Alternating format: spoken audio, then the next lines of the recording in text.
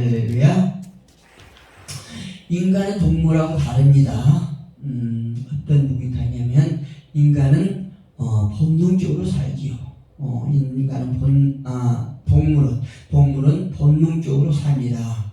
생각할 줄 몰라요. 그러나 동물하고 인간 다른 것은 인간은 생각할 줄 안다는 거지요. 그래서 파스칼은 말하기를 인간은 생각하는 갈대다 이렇게 말했지 않습니까? 우리 동물이 인간이 동물하고 다르다고 하는 것은 무엇이냐면은 인간은 과거를 돌이키면서 반성합니다. 반성하기도 하고 또 미래를 생각하면서 현재를 평가해요. 내가 지난날에는 이렇게 살았는데 참 잘못 살았구나 이러면서 반성을 해요. 또 이제 앞날을 생각하면서 현재를 평가합니다. 앞날을 위해서 내가 지금 살고 있는 것이 잘 살고 있는가 아니면은 내가 다시 돌이킬 것이 무엇인가 이렇게 미래를 생각하면서 현재를 내가 평가한다는 거지요. 그것으로 끝나는 것이 아니고 현재에 우리가 만족하지 못했을 때에 내가 이렇게 살면 안 된다. 만족하지 못했을 때에 우리가 미래에 우리가 무엇인가 더 나은 것, 더 가치 있는 것을 얻기 위해서 그 성취할 수 있는 욕구를 우리가 채우기 위해서 여러 가지 노력을 합니다. 그래서 인간의 역사를 보면 현재보다도 더 만족하고 더 나은 삶을 살기 위해서 아주 미래를 향해서 부단히 노력해온 역사가 인간의 역사이요. 그래서 인간의 역사를 보면은 계속 진화하고 발전되어오고 그랬다는 것을 우리가 인간 역사를 통해서 보면은 알 수 있습니다. 예를 들어 보면은 사람들이요 공통적으로 추구해왔던 어떤 개인적이든 아니면 집단적이든 간에 다름 아닌 자유라는 것이요. 자유라는 것이 있습니다. 세계에서 가장 우리가 아시다시피 가장 인권을 누린다고 또 자유를 억압받고 있는 나라가 있지요. 바로 북한이에요. 그런데 북한 사람들이 그 북한에서 탈북하는 많은 사람들 얘기를 들어보면은 한결같이 북한을 탈북하게 된 이유가 뭐냐면은 자유를 얻기 위해서 그랬다는 거죠. 그들이 북한에 있으면서 이제 심하게는 자유가 무엇인지 알 수 없는 이런 삶을 살았지만 그럼에도 불구하고 인간 역사가 자꾸 이렇게 변화되고 발전하면서 이제 어떤 외부에 이렇게 소식이 들어오게 되지요. 그래서 외부로 눈이 뜨이고 귀가 뜨임으로 말미암아 자유라는 것을 알게 됩니다. 그래서 자유를 알게 된 후에는 내가 인간으로서 누려야 될 그 자유를 유린당하고 억압받고 있구나. 내가 이렇게 살면은 안 되지. 그래서 그들이 자유를 찾아서 탈북하게 된다는 것을 볼 수 있어요. 그런데 탈북하는 것은 쉽지 않습니다. 우리가 이제 탈북하는 사람들 얘기를 들어보고 그들이 탈북하는 과정 속에서 경험담을 얘기 들어보면은 정말 죽음을 무릅쓰고 위험 가운데 생명을 내놓고 탈북한 걸 볼 수 있어요. 거기서 우리는 무엇을 알 수 있습니까? 인간에게 자유가 그렇게 소중하다는 거죠. 인간에게 자유가 그 정도로 우리가 정말로 육체의 생명까지도 걸 정도로 소중하다는 것을 알 수 있습니다. 그렇다면 오늘 우리가 함께 봉독했던 이 본문을 통해서 이제 자유라는 것이 소중하기 때문에 목숨을 걸고 이렇게 그 자유를 찾아 가는데 간절하게 추구해온 참 자유, 진정한 자유는 무엇인가에 대해서 오늘 본문을 통해서 함께 은혜를 생각해 보기로 하겠습니다. 참 자유는 죄로부터 해방되는 것이 참 자유예요. 우리가 추구하는 자유에는 여러 가지 자유가 있습니다. 우선 어떤 경제적인 자유가 있어요. 또 정치적인 자유를 우리가 들 수 있습니다. 그런가 하면은 사상적인 자유가 있어요. 그러니까 지금 말씀드렸던 정치적인 자유나 경제적인 자유나 아니면 사상적인 자유, 이거는 누구라도 그 안에서 우리가 자유를 누릴 수 있다는 얘기입니다. 그러나 어떤 정치적인 자유나 또 경제적인 자유나 사상적인 자유는 실체적인 것이 아니라는 것을 우리가 기억해야 합니다. 그런 것들은 실체적인 자유가 아니라 다만 그림자와 같은 어떤 그림자에 불과한 것이라는 것을 우리가 알 수 있어요. 그런데 방금 전에 말씀드렸던 그 자유에 대한 실체와는 달리 여기서 말한 참이라고 하는 것은 실체라는 것이에요. 우리가 어떤 경제적이나 정치나 사상적인 자유는 그런 실체가 아니라 그림자에 불과하지만 참이라고 하는 것은 실체라는 거죠. 그렇다면 이 참 자유는 무엇일까요? 이것은 바로 예수 그리스도께서 인간에게 약속하신 자유인 것입니다. 할렐루야. 여기서 예수님의 가르침을 한번 다시 우리가 상기시켜 보면 본질적으로 인간을 부자유케 만드는 것은 외형적이고 물리적이며 물질적인 것이 아니라는 것이요. 다시 말씀드리면 우리 인간이 자유할 수 없도록 만든 것이 어떤 외형적이라든가 물질적이라든가 물리적인 것이 아니라 인간을 노예 상태에 빠지게 하는 것, 바로 죄가 우리 인간을 부자유하게 만든다는 얘기입니다. 죄로 말미암아 우리가 자유함을 누리지 못하게 만든 것이 죄다, 이렇게 말씀드릴 수 있습니다. 이것은 예수님께서 이 땅에 오셔서 많은 사람들에게 가르침을 주셨던 그게 진리예요.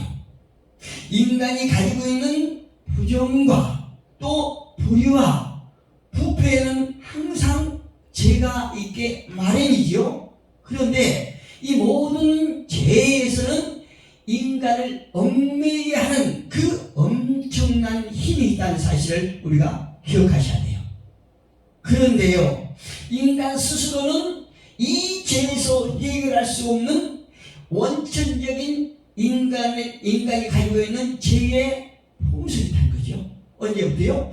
아담이 하나님의 말씀을 거역한 후로부터 인간에게 그 죄에서 벗어날 수 있는, 죄를 해결할 수 없는 이런 원천적인 죄의 본성이 있다는 것입니다. 그렇기 때문에 인간은 이와 같은 죄의 세력에서 매여 있는 동안에는 참 자유를 누릴 수 없는 것입니다. 죄에서 벗어날 때, 죄에서 해방될 때, 그때야 비로소 우리는 참 자유를 누릴 수 있다는 거죠. 믿으십니까? 그 다음으로 참 자유를 주시는 분은 누구냐? 바로 예수 그리스도인 것입니다. 인간은요, 알게 모르게 정욕과 육신의 탐심과 악한 습관의 종이 되어서 비극적인 결말을 살아가다가 죽는 사람이 굉장히 많았어요. 제가 얼마 전에 이만갑이라고 하는 그 프로그램을 보는데 어떤 탈북자가 이런 간증을 한 걸 들었습니다. 그 탈북자는 우리 자본주의 남한에 와서 가장 행복했던 순간이 정착기를 말하는데, 탈북에서 우리나라에서 정착하는 과정을 얘기하는데, 탈북을 해서 하나원이라고 하는 데를 나와서 6개월 동안이 가장 행복했다는 거죠. 그 이유를 간단하게 설명해 보면은, 그가 우리 남한에 와서 6개월 동안 행복했던 그 시기는, 그가 자신이 생각했을 때 이국에서는 늘 굶기를 밥 먹듯이 하고 그렇게 굶주린 불쌍한 슬픔의 삶을 살다가 이 탈북에서 이남에 왔는데 직장 생활에 이제 아르바이트를 했는 것 같아요. 그런데 아르바이트를 했는데 어디서 했느냐? 사우나에서 이제 24일 사우나에서 이제 그 식당 하는 그 한정 식당에서 이제 사우나를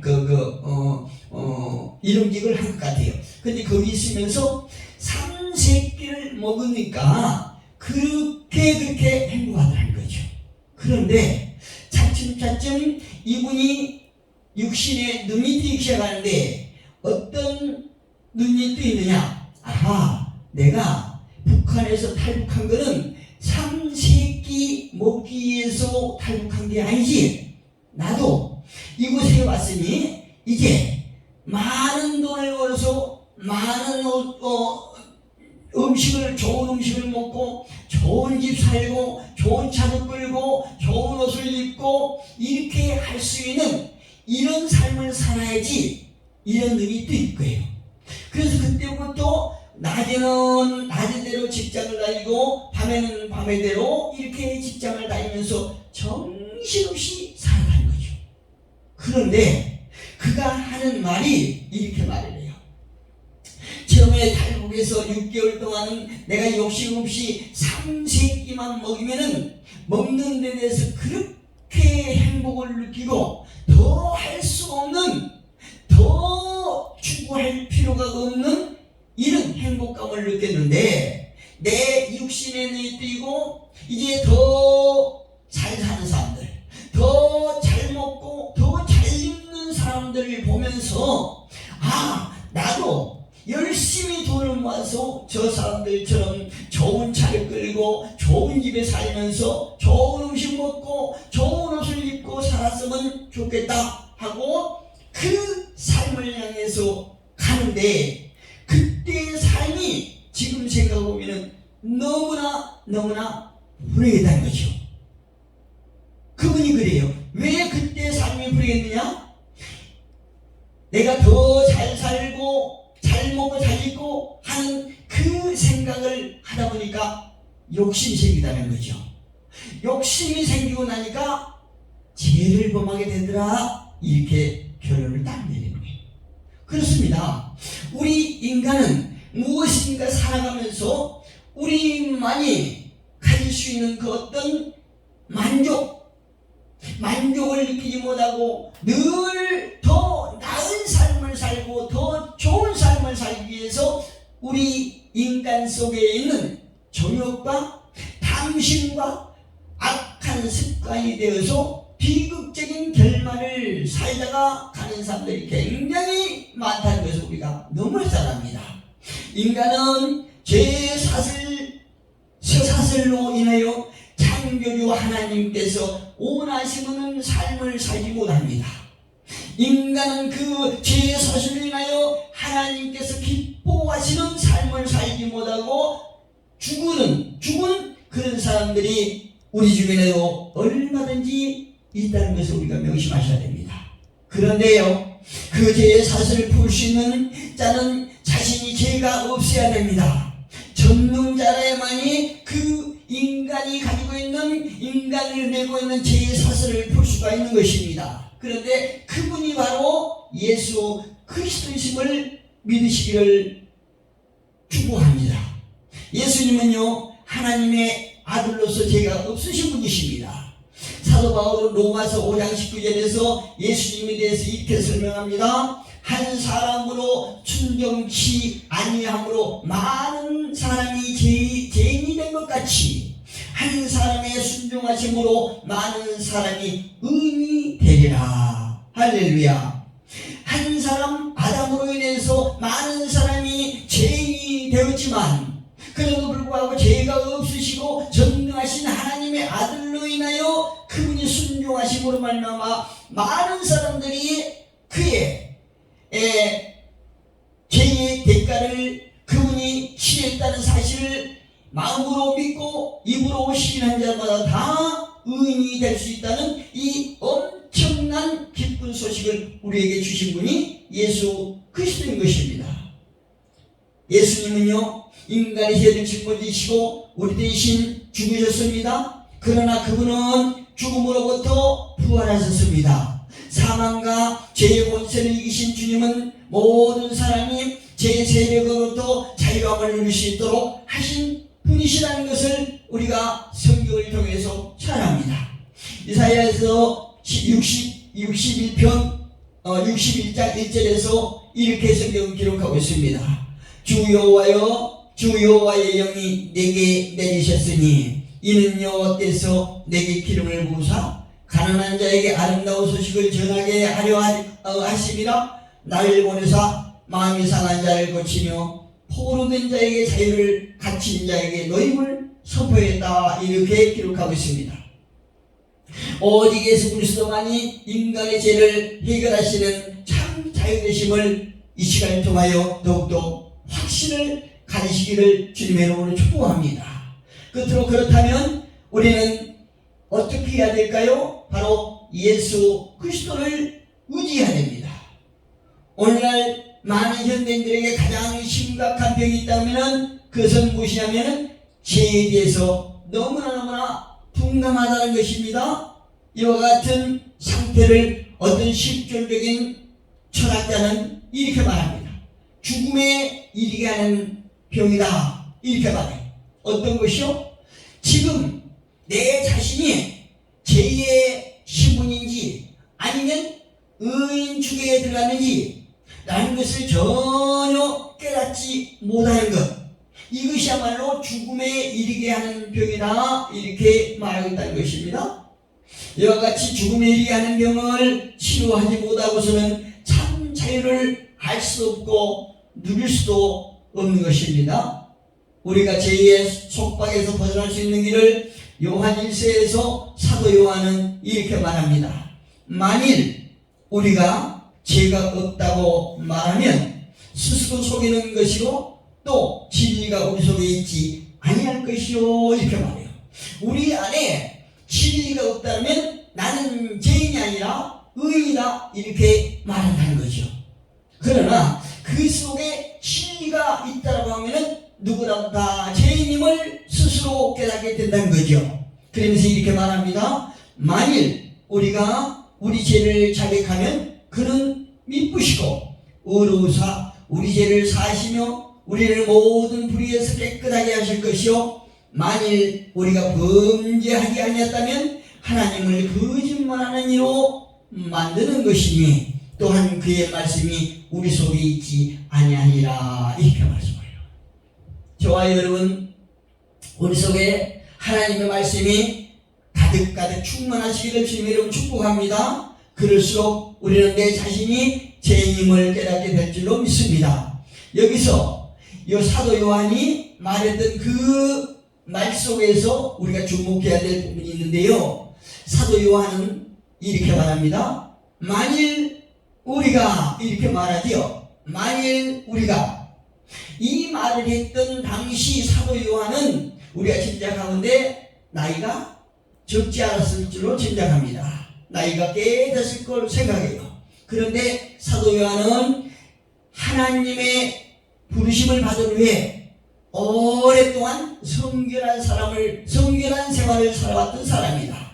그렇다면 사도 요한은 다른 사람을 보면서 만일 우리가 하지 않고 만일 너희가 이렇게 할 수도 있었지 않겠습니까? 그런데 만일 너희가 그렇게 말하지 아니하고 만일 우리가 이렇게 말하고 있는 것이에요. 왜 그랬을까요?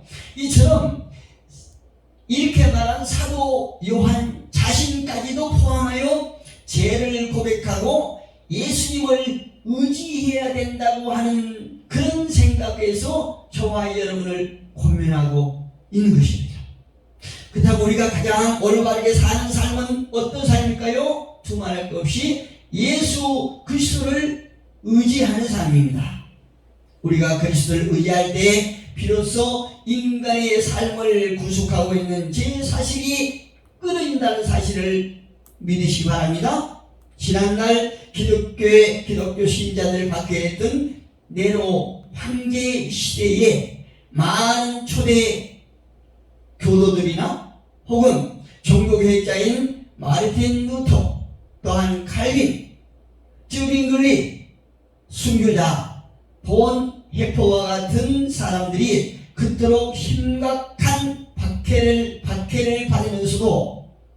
신앙을 지킬 수 있었던 것은 그리스도 예수 안에서만이 참 자유를 누릴 수 있다는 사실을 그들은 확신했기 때문에, 그래서 그들은 육적인 삶보다는 죽은 후에 삶을 더 가치 있게 여겼기 때문에 소망을 가지고 그 심각한 어려움, 심한 박해를 받으면서도 당당하게 살았던 것입니다. 우리 주님께서는 저와 여러분의 죄를 용서하시기 위하여 보혈을 흘리셨고, 우리는 그 능력에 의지하여 주님 앞에 나가게 되는 그런 놀라운 존재가 된 것입니다. 그분의 능력을 우리가 힘입어서 항상 승리하는 저와 여러분이고, 또한 참 자유 안에서 우리가 평안을 누리는 우리 모두가 되시기를